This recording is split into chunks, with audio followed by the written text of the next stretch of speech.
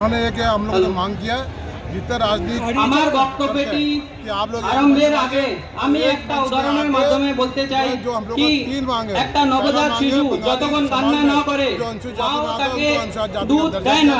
তাই আমি এই বিশাল মঞ্চের থেকে বলতে চাই যখন আমরা আমাদের আনুষ্ঠানিক জাতির দাবিটা না করব ততক্ষণ সরকার আমাদের দাবিটা বুঝবে না।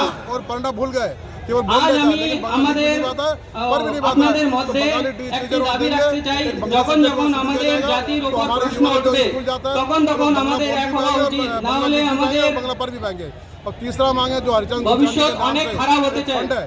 उसके माध्यम से जो हमारे बंगाली समाज के छात्र একটা মাহবুব বলে গেছিলেন যে बजवा मिलता था যে জাতির দল নাই সে জাতির বল নাই।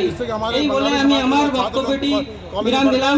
उनको जो আপনাদের অনেক অনেক ধন্যবাদ। জয় হিন্দ, জয় ভারত, জয় उत्तराखंड, जय বাঙালি। छात्र गरीब लगातार होता है उनको जो असुविधा होता है কিন্তু একাই 100 दूर हो और अपना फीस जमा कर सकते আবার সেই রকম আসার দরকার।